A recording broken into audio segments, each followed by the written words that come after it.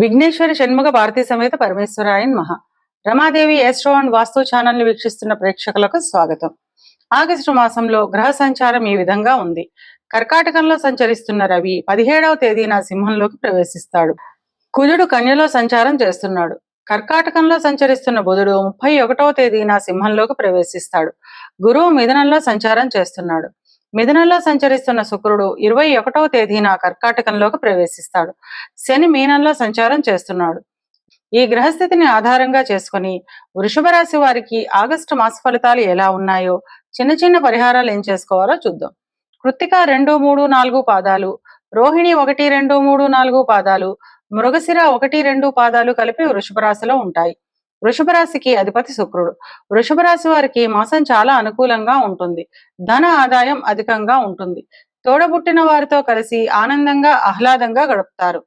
పెద్దల నుంచి వారసత్వంగా రావలసిన ఆస్తులు ఈ మాసం చేతికి అందుతాయి. స్థిరాస్తులు, బంగారం వంటివి కొనుగోలు చేస్తారు. ఇక విద్యార్థుల విషయానికి వస్తే విద్య నిమిత్తం అధిక ధన వ్యయం ఉంటుంది. రెండవ వారం తర్వాత విద్యపై ఆసక్తి పెరుగుతుంది. తద్వారా మంచి ఫలితాలను సాధిస్తారు. విదేశాలకు వెళ్లే విద్యార్థులకు ఈ మాసం వాయిదా పడే అవకాశం ఉంటుంది. ఉద్యోగ ప్రయత్నం చేసేవారికి ఈ మాసం చాలా అనుకూలంగా ఉంటుంది. కోరుకున్న ప్రాంతాల్లో కోరుకున్న ఉద్యోగం లభించే అవకాశం ఉంటుంది. ఉద్యోగం చేస్తున్న వారికి ఇంక్రిమెంట్లు, బోనస్లు వంటివి వచ్చే అవకాశం ఉంటుంది. ఉద్యోగ నిమిత్తం విదేశాలకు వెళ్లే వారికి అక్కడ ఉద్యోగం లభిస్తుంది. ఇక వ్యాపారస్తుల విషయానికి వస్తే వ్యాపారస్తులకి ఈ మాసం చాలా అనుకూలంగా ఉంటుంది. కొత్త వ్యాపారాలను స్థాపించడం లేదా వ్యాపార నిమిత్తం కొత్త పథకాలను రూపొందించడం వంటి కార్యక్రమాలను చేపడతారు. ఎప్పటి నుంచో రావు అనుకుని వదిలేసిన బాకీలు సైతం ఈ మాసం వసూలయ్యే అవకాశం ఉంటుంది. వివాహ ప్రయత్నం చేసేవారికి చివరి వారంలో వివాహం కుదిరే అవకాశం ఉంటుంది. వివాహం అయిన వారు కుటుంబంలో శుభకార్యాల నిమిత్తం అధిక ధన వ్యయం చేస్తారు. జీవిత భాగస్వామితో కలిసి అధిక ప్రయాణాలను చేస్తారు. సంతానానికి సంబంధించిన ఉన్నతి ఉంటుంది. సంతానానికి వివాహం కుదరడం, విద్యలో రాణించడం, ఉద్యోగం రావడం వంటి శుభాలు ఉంటాయి. నూతన వాహనాలు, బంగారం, స్థలాలు వంటివి కొనుగోలు చేస్తారు. ఈ మాసంలో ధన ఆదాయం అధికంగా ఉంటుంది.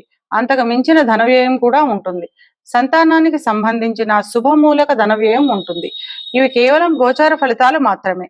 గోచార ఫలితాలు పూర్తిగా జన్మజాతక చక్రంపై ఆధారపడి పనిచేస్తాయి. కనుక తమ జన్మజాతక చక్రాన్ని విశ్లేషణ చేయించుకోవాలి అనుకునేవారు కింది నెంబర్కు వాట్సాప్ చేసి కన్సల్టేషన్ తీసుకోండి.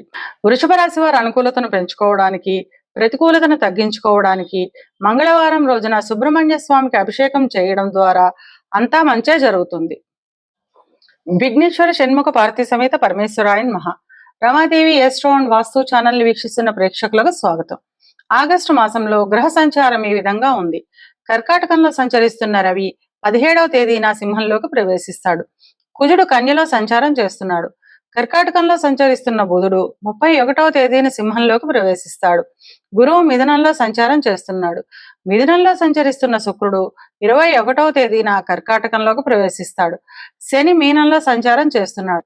ఈ గ్రహస్థితిని ఆధారంగా చేసుకుని మిథున రాశి వారికి ఆగస్టు మాస ఫలితాలు ఎలా ఉన్నాయో, చిన్న చిన్న పరిహారాలు ఏం చేసుకోవాలో చూద్దాం.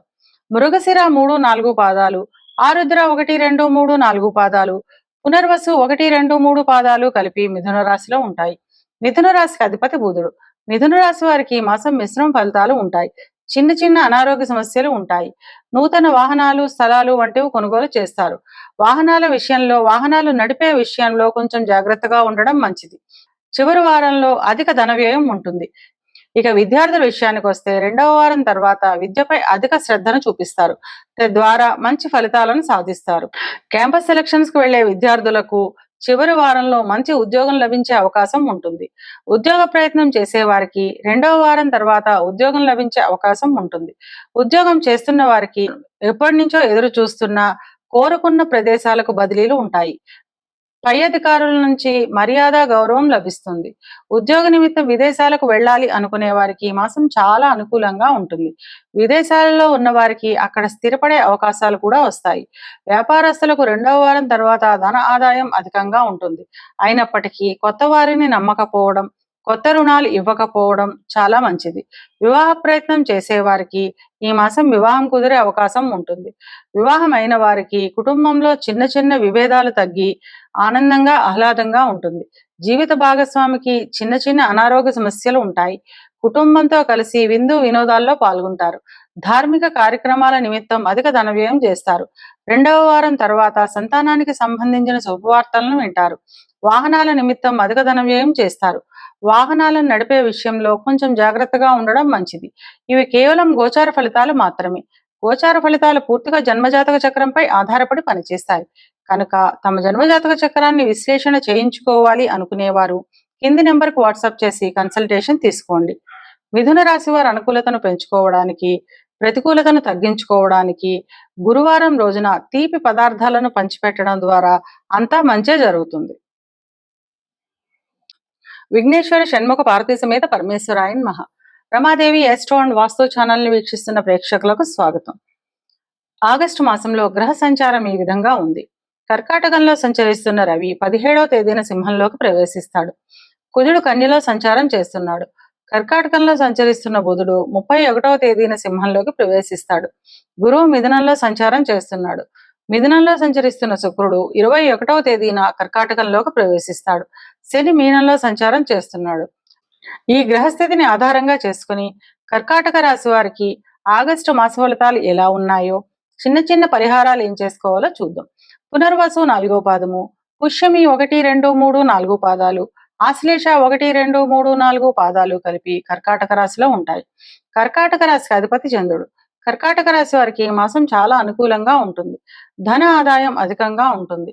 అనుకున్న పనులన్నీ సకాలంలో నెరవేరుతాయి. కర్కాటక రాశి వారికి ఈ మాసం ఆకస్మిక ధనలాభం ఉంటుంది. చిన్న చిన్న అనారోగ్య సమస్యలు ఉంటాయి. దూర ప్రాంతాలకు అధిక ప్రయాణాలు ఉంటాయి. ఇక విద్యార్థుల విషయానికి వస్తే విద్యపై మంచి తెలివితేటలను ప్రదర్శిస్తారు. తద్వారా అత్యుత్తమ ఫలితాలను సాధిస్తారు.